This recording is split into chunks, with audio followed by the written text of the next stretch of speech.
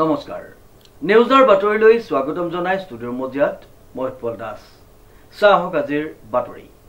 13 July ৰবিবাৰে সাংস্কৃতিক তথা শৈক্ষিক নগৰী যোৰহাট চহৰস্থিত ঐতিহ্যমণ্ডিত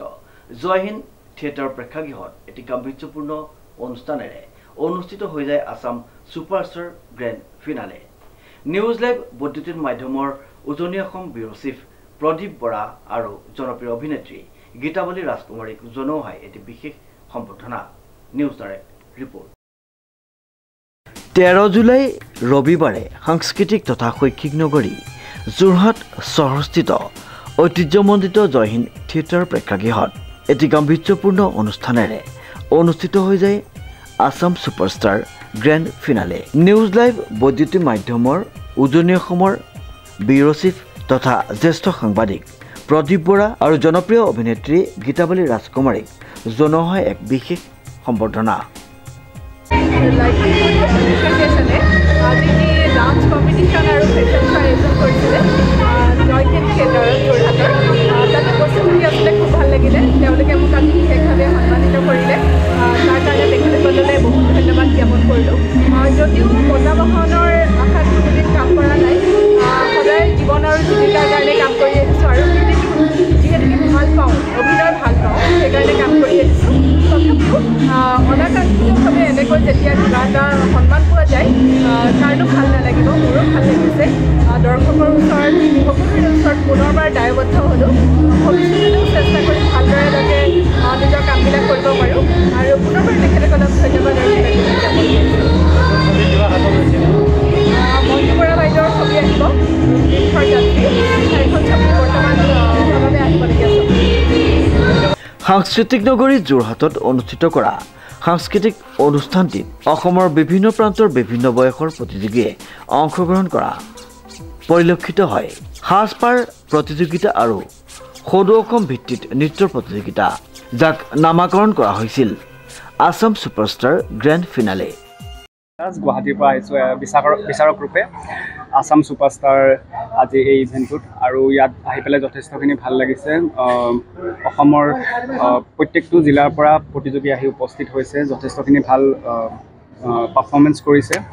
কম্পিটিশ্যন টাফ আছে আৰু এক্সপেক্ট কৰোঁ ইয়াত ভাল এগৰাকী বিজয় হয় আৰু কম্পিটিশ্যনটো যথেষ্ট সুন্দৰ হৈছে আৰু মই ধন্যবাদ জনাব বিচাৰিছোঁ ইউথ স্কিলছ এণ্ড লাইভলিহুড এছ'চিয়েশ্যনৰ স্বত্বাধিকাৰী পপী বাইদেউক তেওঁ মোক ইনভাইট কৰাৰ বাবে ধন্যবাদ উক্ত অনুষ্ঠানটি আয়োজন কৰে ইউথ স্কিল এণ্ড লাইভলিহুড এছ'চিয়েশ্যনে যোৰহাটৰ সোণাৰী গাঁৱৰ 1 নং পথস্থিত জয়হিন্দ থিয়েটাৰ হলত উক্ত বিশেষ অনুষ্ঠানটি আয়োজন কৰা হয় অসমৰ বিভিন্ন প্ৰান্তৰ পৰা অহা কেইবা শতাধিক প্ৰতিযোগীয়ে অংশগ্ৰহণ কৰে উক্ত অনুষ্ঠানৰ মূল উদ্দেশ্য আছিল অসমৰ উদীয়মান প্ৰতিভাসমূহক মঞ্চ প্ৰদান কৰা আৰু তেওঁলোকৰ সৃষ্টি ক্ষমতা প্ৰতিভা আৰু আত্মবিশ্বাসক উৎসাহিত কৰা সন্ধ্যা 5 বজাৰ পৰা আৰম্ভ হয় ফেশ্বন শ্ব'ৰ মুখ্য পৰ্ব ফেচ অফ দ্য শ্ব' য'ত কিডছ টিন মিছ আৰু মিছেছ এই 4টা শ্ৰেণীৰ অন্তৰ্গত প্ৰতিযোগিতাসমূহ অনুষ্ঠিত হয় প্ৰতিগৰাকী অংশগ্ৰহণকাৰীয়ে নিজৰ ষ্টাইল পৰিচালনা আৰু আত্মবিশ্বাসৰ জৰিয়তে মঞ্চত এক বিশেষ উপস্থিতি দেখুৱায় অনুষ্ঠানটি অধিক গাম্ভীৰ্যপূৰ্ণ কৰি তোলে দুগৰাকী বিশিষ্ট ব্যক্তিক প্ৰদান কৰা সন্মানে অসমৰ জনপ্ৰিয় চলচ্চিত্ৰ মোহময়ী অভিনেত্ৰী গীতাৱলী ৰাজকুমাৰীক উত্তৰ পূৰ্বাঞ্চলৰ জনপ্ৰিয় অভিনেত্ৰী বঁটা প্ৰদান কৰা হয় তেওঁৰ সাংস্কৃতিক অৱদান অভিনয় দক্ষতা আৰু অসমীয়া চলচ্চিত্ৰ শিল্পলৈ দীৰ্ঘদিনীয়া অৱদানৰ বাবে উক্ত সন্মান প্ৰদান কৰা হয় সংবাদ জগতৰ জ্যেষ্ঠ সাংবাদিক তথা নিউজ লাইভ বৈদ্যুতিক মাধ্যম উজনি অসমৰ ব্যুৰ চিফ প্ৰদীপ বৰাক বিশিষ্ট সাংবাদিক হিচাপে বিশেষ সন্মান জনোৱা হয় সাংবাদিকতা ক্ষেত্ৰত তেওঁৰ নিষ্ঠা দীৰ্ঘ অভিজ্ঞতা আৰু সমাজসেৱাৰ বাবে উক্ত সন্মান প্ৰদান কৰা হয় ধন্যবাদ তেওঁলোকৰ মূল্যৱান সময়খিনি আমাক আজি আহি ইয়াত দিয়াৰ বাবে আজি ইউথ স্কিল এণ্ড লাইভলিহুডৰ এছ'চিয়েশ্যনৰ দ্বাৰা অনুষ্ঠিত আসাম সুপাৰষ্টাৰ এই 2025ৰ অনুষ্ঠানখন সুন্দৰভাৱে অনুষ্ঠিত হৈ গৈছে এই অনুষ্ঠানখন আগবঢ়াই নিয়াত প্ৰদীপ দাই খুব যথেষ্ট কষ্ট কৰিছে আৰু সহায় সহযোগিতা কৰিছে লগতে বিশিষ্ট যিখিনি যোৰহাটবাসী তেওঁলোকে যথেষ্ট সহায় কৰিছে মোক হয়তো তেওঁলোকে নহ'লে মোৰ এইখিনি অনুষ্ঠান আগবঢ়াই নিয়াত অলপ অসুবিধা হ'ল হয় আৰু লগতে যোৰহাটৰ যিখিনি যিখিনি ল'ৰা ছোৱালী আছে সকলোৱে এই অনুষ্ঠানখনত যোগদান কৰিছে ধুনীয়াকৈ সুন্দৰভাৱে তেওঁৰ প্ৰতিভাখিনি বিকশিত কৰিছে আৰু তেওঁলোকৰ উজ্জ্বল ভৱিষ্যত কামনা কৰিছোঁ ধন্যবাদ আমি এই অনুষ্ঠানখিনি প্ৰত্যেকটো অনুষ্ঠানতে ভাবিছোঁ যিসকল আমাৰ সমাজত ভাল ভাল কাম কৰি আছে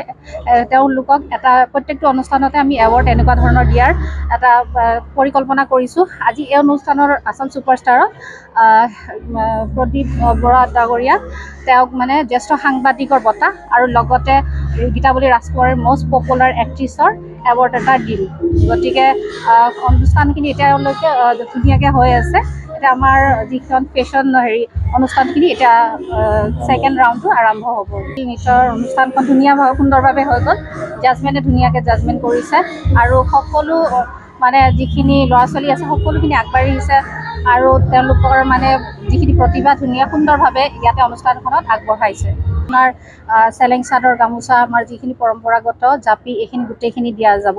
তেওঁলোকক এটা মানে মোমেণ্টৰ বঁটাও দিয়া হৈছে উক্ত অনুষ্ঠানটিত উপস্থিত আছিল যুৱ নেতা সিদ্ধাংকু অংকুৰ বৰুৱা আৰু কেইবাগৰাকীও গণ্যমান্য ব্যক্তি উক্ত অনুষ্ঠানটিত পৰিলক্ষিত হয় উৎসৱ আৰু সাংস্কৃতিক ঐক্যৰ অপূৰ্ব সমাহাৰ নতুন প্ৰজন্মৰ প্ৰতিভাক সমৰ্থন কৰাৰ এই প্ৰয়াসে যোৰহাটৰ সাংস্কৃতিক মানচিত্ৰত এক উজ্জ্বল অধ্যায় যোগ কৰে আসাম ছুপাৰষ্টাৰ গ্ৰেণ্ড ফিনালে নিঃসন্দেহে যোৰহাট তথা অসমৰ সংস্কৃতি প্ৰতিভা আৰু ফেশ্বনৰ ক্ষেত্ৰত এটি নতুন দিশ প্ৰদান কৰা এক স্মৰণীয় অনুষ্ঠান হিচাপে বিবেচিত হ'ব অনুপম বৰাৰ ৰিপৰ্ট নিউজ নাও